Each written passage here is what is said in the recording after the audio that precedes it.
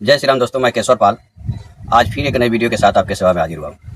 दोस्तों, हमारे एक मित्र हैं, हमें व्हाट्सएप पे कमेंट किए थे कि कोई रामपाल का भक्त है जो यह कह रहा है कि जब लंका से हनुमान जी लौट कर आ रहे थे तो रास्ते में एक मुनि मिले थे।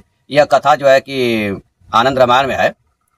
तो जो मिलने वाले मुनि हैं वो मुनिंदर ऋषि हैं, जो सतयुग त्रेता में, जो त्रेता में कबीर साहब मुनिंदर के नाम से आते हैं, वही वो मुनिंदर ऋषि थे और उनकी और हनुमान की वार्ता हुई है। तो मैं आज इस पर वीडियो बना रहा हूँ। यह सरासर झूठ है। वो मिलने वाले रास्ते में जो मुनि हैं वो कोई मुनिंदर नाम के कबीर के अवतार नहीं है, बल्कि वे जो है स्वयं भगवान राम थे। और हनुमान जी का गर्व दूर करने के लिए स्वयं भगवान श्री राम ने ही ऐसा रूप धारण किया था। ठीक है, तो आइए हम आगे वीडियो में देखते हैं और समझते हैं कि सत्य क्या है। दोस्तों, एक हमारे मित्र हैं, इन्होंने व्हाट्सएप पे हमारे मैसेज किया था कि ये रामपाल जी के जो भक्त हैं मुनिंदर ऋषि के बारे में बोल रहे हैं कि मुनिंदर ऋषि ये कबीर जी थे जो हनुमान जी से मिले थे। आनंद रामायण में यह प्रमाण है। तो इन्होंने लिखा कि इस पर वीडियो बनाओ, मुनिंदर ऋषि एंड हनुमान। यह कोई बंदा है रामपाल जी का, यह वीडियो बनाया है। इसके थंबनेल में लिखा है कि इतना बड़ा झूठ, जब लंका से हनुमान आए तब ये ऋषि मिले और असली राम मिल गया प्रमाण रामायण में, इत्यादि इस बंदे ने वीडियो बनाया हुआ है। तो लिखता है कि देखिए, रामायण में प्रमाण मिले मुनिंदर ऋषि हनुमान को, रामायण का सच झूठ सबके सामने आज तक का रहस्य। तो ये लोगों का मानना है कि जो कबीर थे वही मुनिंदर ऋषि के रूप में हनुमान जी से मिले थे। हनुमान जी जब माता सीता से मिल करके उनसे अंगूठी लेकर के वापस आ रहे हैं तो रास्ते में उनको जो है मुनिंदर ऋषि मिले थे।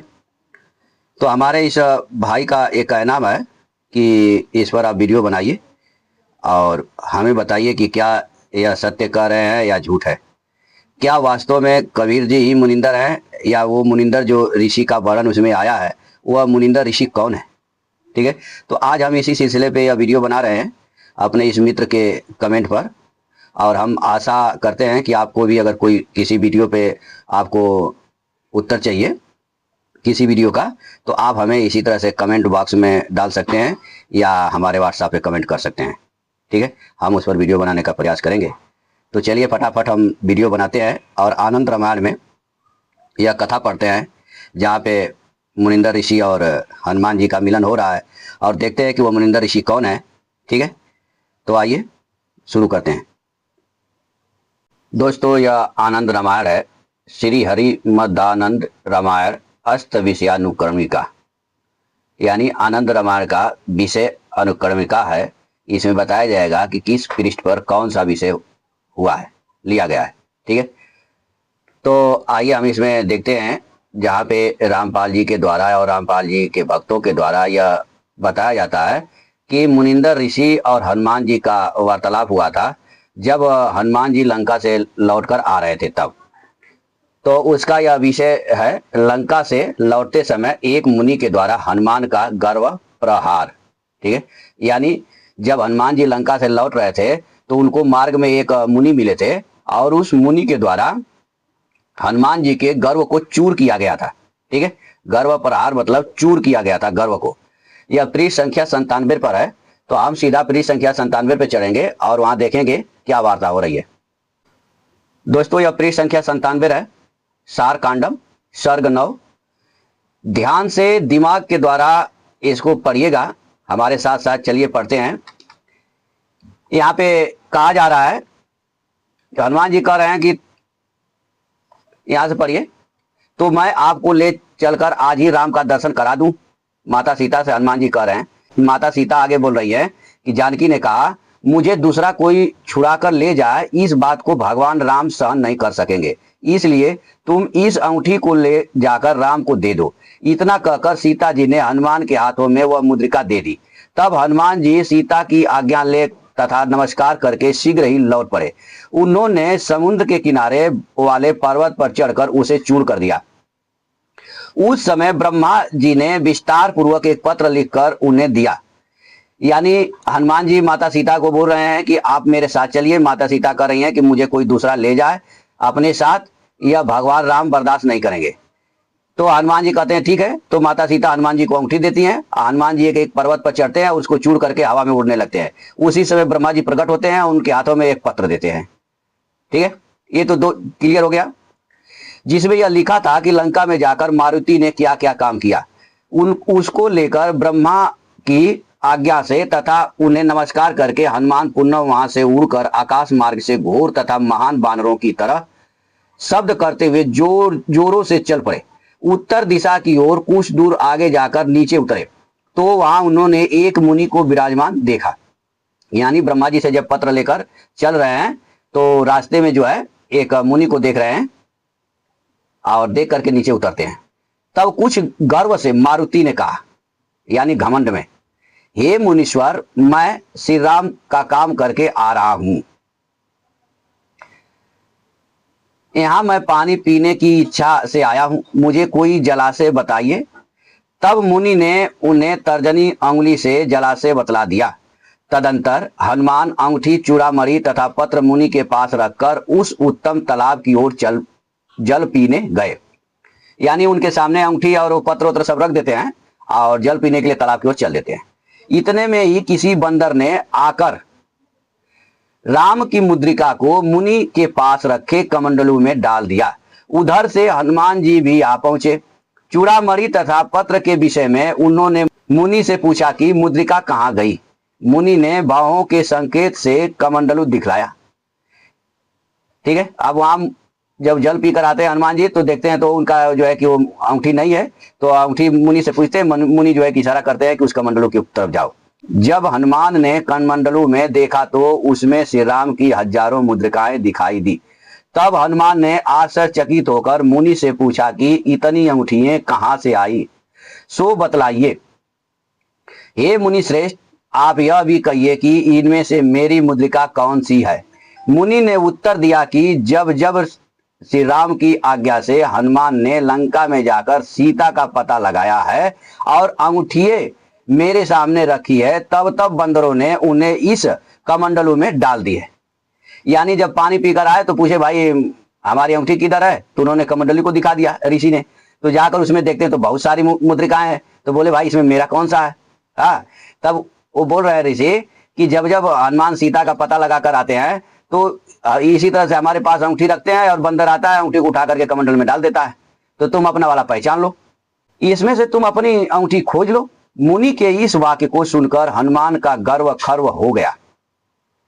ठीक है, अब ऐसी बात देखे उन्होंने कि भाई मैं तो एक अंगूठी लाया था, लेकिन यहाँ पे तो उस अंगूठी के जैसा अनंत अंगूठियां हैं। तब इनका गर्व चूर हो गया। इनको तो ये था कि मतलब मैं सीता का पता लगा कर आया हूं, दूसरा कोई लगा कर आया नहीं है, या कोई लगा ही नहीं सकता मेरे सिवा। उन्होंने मुनि से कहा, हे मुनीश्वर, यहाँ कितने राम आए।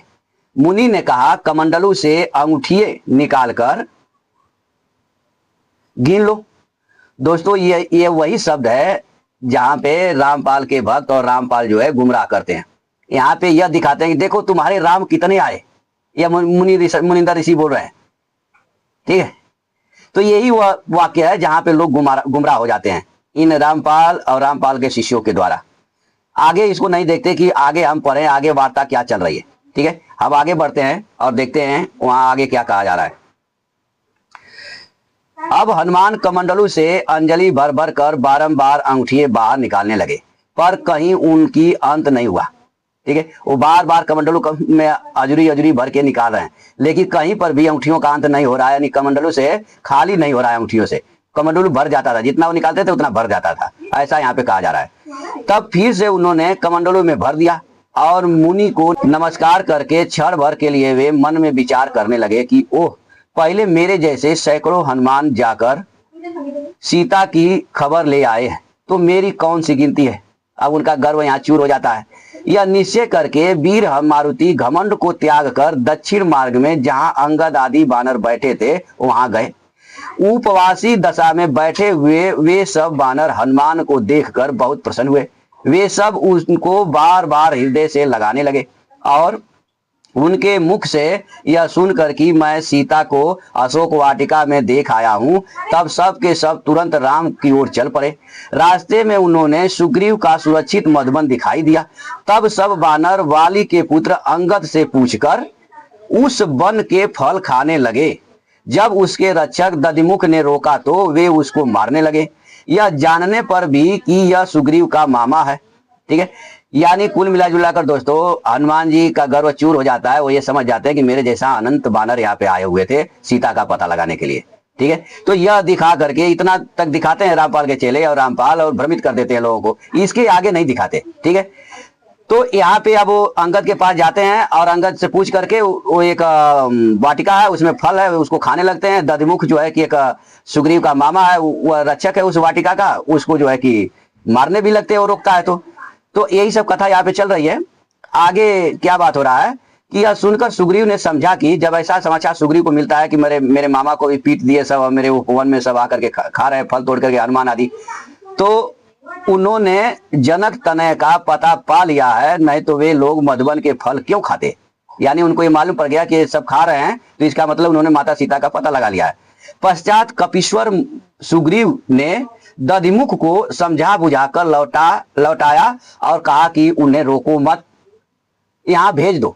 सुग्रीव की बात मानकर उसने वैसा ही किया। पश्चात वे सब वानर दधिमुख से सुग्रीव का आदेश सुनकर राम के पास गए तथा नमस्कार करके उनके सामने खड़े हो गए। तब हनुमान ने सहर्ष ब्रह्मा का दिया हुआ वह पत्र राम को अर्पण किया और चूड़ामणि देकर जयंत कौवे का वृत्तांत कह सुनाया। सो सुनकर राम लंका में हनुमान का किया हुआ समस्त कार्य जान गए। यानी अब सुग्रीव आदेश देते हैं कि जाओ उन बांदरों को बुला लाओ। तो हनुमान आदि बंदर सुग्रीव की सेवा में पहुंचते हैं, वहां से राम के पास जाते हैं और हनुमान जी जो है कि भगवान को नमस्कार करके ब्रह्मा का दिया हुआ जो पत्र दिए थे कि हनुमान ने ये काम लंका में किया है, उस पत्र को और चूड़ामणि को भगवान राम को दे देते हैं। और जयंत कौवा ने एक बार माता सीता के पैर में चोंच मारा था, कथा भी बहुत बड़ी है, तो उस कथा को भी बताते हैं। तो अब यहाँ पे हनुमान जी जो है अंगूठी नहीं दे पाते हैं, क्योंकि अंगूठी तो वहीं छूट गई थी मुनिंदर ऋषि के पास। तो अब उनको विस्मय हो जाता है और वो फिर आगे क्या कहते हैं कि तब हनुमान ने सहर्ष ब्रह्मा का दिया हुआ पत्र राम को अर्पण किया और चूड़ामणि देकर जयंत कौवे का वृत्तांत कह सुनाया। सो सुनकर राम लंका में हनुमान का किया हुआ समस्त कार्य जान गए। ब्रह्मा के पत्र से राम अतिशय संतुष्ट हुए। तदंतर राम हनुमान का आलिंगन करके बोले, हे मारुते, तुमने मेरा बड़ा उपकार किया है। इस उपकार का प्रत्युपकार करने के लिए मुझे कुछ नहीं सूझता। यानी इस उपकार का मैं तुम्हें कैसे धन्यवाद दूं या मैं तुझे इस उपकार के बदले में क्या दूं। भगवान ऐसा करे कि मुझे कुछ नहीं सूझ रहा है, कुछ नहीं दिखाई दे रहा है। सचमुच तुम संसार में धन्य हो। इस संसार में साक्षात परमात्मा का परिरंभ आलिंगन दुर्लभ है। ठीक है, वह तुमको प्राप्त हो गया है। देखिए क्या करते हैं, जब हनुमान जी भगवान के पास जाते हैं तो भगवान जो है उनको कह रहे हैं कि संसार में साक्षात मेरा परिरंभ आलिंगन दुर्लभ है, वह तुमको प्राप्त हो गया है। इस कारण हे हरि पुल्लव, तुम प्रिय भक्त हो। जिन विष्णु के दोनों चरण कमलों का तुलसी पत्र तथा जल आदि से पूजन करके मनुष्य मात्र विष्णु के अनुपम पद को प्राप्त करता है, उन्हीं साक्षात राम के द्वारा आलिंगन होकर वायु पुत्र हनुमान यदि महान पुण्यशाली बन जाएं तो इसमें आश्चर्य की क्या है, आश्चर्य ही क्या है। तदंतर डर के मारे कांपते हुए मारुति ने राम से अपना गर्व रूपी अपराध मुद्रिका का वृत्तांत तथा मुनि वचन कह सुनाया। ठीक है, यानी हनुमान जी डरते डरते जो है उनसे वो कह रहे हैं कि कैसे मुद्रिका हमने एक ऋषि के पास रखा और ऋषि के पास एक बंदर उठा करके कमंडलू में डाल दिया। जब हमने ऋषि से पूछा कि वो मुद्रिका कहाँ है तो उन्होंने कमंडलू की तरफ इशारा किया। और जब हम कमंडलू में देखे तो अनेक मुद्रिकाएं थी। तो जब ऋषि से इस बात को पूछा तो ऋषि यही बोले कि जब जब माता सीता का पता लगा करके बंदर आते हैं तो यहाँ मेरे पास अंगूठी रखते हैं और अंगूठी जो है उठा करके बंदर जो है कमंडलू में डाल देता है। तो इस तरह से अनंत बार जो है राम का जन्म हुआ है, अनंत बार बंदर आए यहाँ पे हनुमान जी और अंगूठी रखे और बंदर कमंडलू में डालता गया, तुम अपना पहचान लो। तो ये सारी कथा जो है भगवान से बता रहे हैं हनुमान जी महाराज। तो अब भगवान क्या कह रहे हैं, यह सुना तो रामचंद्र ने हंसकर कहा कि यह कौतुक मैंने ही मार्ग में मुनि रूप धारण करके दिखलाया था। ठीक है, यह चीज जो है कभी रामपाल के भक्त और रामपाल नहीं दिखाते, या मुनि को मुनिंदर बना देते हैं और मुनिंदर को कबीर से जोड़ देते हैं। लेकिन यहाँ पे राम जी क्या कह रहे हैं कि यह सुना तो रामचंद्र ने हंसकर कहा कि यह कौतुक मैंने ही मार्ग में मुनि रूप धारण करके दिखलाया था। ठीक है, आप 313 नंबर का यह श्लोक पढ़िए। यह काम मैंने तुम्हारे गर्व को छुड़ाने के लिए ही किया था। यह देखो, जिस मुद्रिका को तुम ले आए थे वह तो मेरे हाथ की कनिष्ठिका अंगुली में विद्यमान है। ठीक है, 314 नंबर श्लोक पढ़िए। ऐसा श्लोक रामपाल और इसकी गैंग के ये जो दास भाई हैं ये सब नहीं बताते, क्योंकि इनको सत्य बताना नहीं है, आधा अधूरा दिखा करके लोगों को गुमराह कर रहा है, गुमराह करके रामपाल के जाल में फंसाना है। और रामपाल जो है ज्योति पाठ के नाम पे इनसे पैसा लेगा और पैसा लेकर के ऐश करेगा। तो यहाँ पे बताया गया है कि जो मार्ग में मुनि मिले थे वह स्वयं भगवान थे और भगवान हनुमान जी के गर्व को चूर करने के लिए वैसा रूप बनाया था। ठीक है, तो आगे हम 15 में पढ़ते हैं, क्या लिखा है कि राम के हाथ में राम की अंगूठी देखी तो गर्व छोड़कर हनुमान ने नमस्कार किया और उन्हें साक्षात विष्णु माना। 315 नंबर श्लोक। और यह भी माना कि इन्हीं की कृपा से मुझ में भी पौरुष आ गया है। हे गिरिंद्र, राम के लिए वायु पुत्र के द्वारा किया हुआ सर्व साधक सुंदर चरित्र मैंने तुमको इस प्रकार कह सुनाया है। यह 316 नंबर श्लोक है। तो दोस्तों यहाँ पे पार्वती जी को भगवान शंकर यह संवाद सुना रहे थे।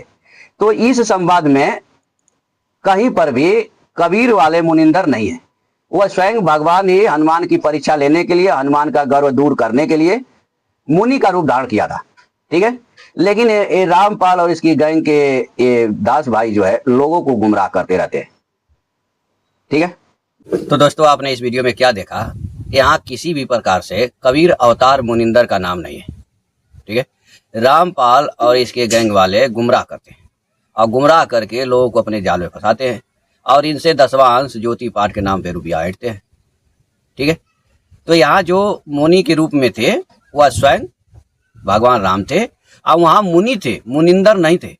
मुनिंदर ये रामपाल गैंग के लोग बनाते रहते हैं। ठीक है, तो आज के लिए इतना ही, फिर मिलेंगे नेक्स्ट वीडियो में, तब तक के लिए जय सीताराम।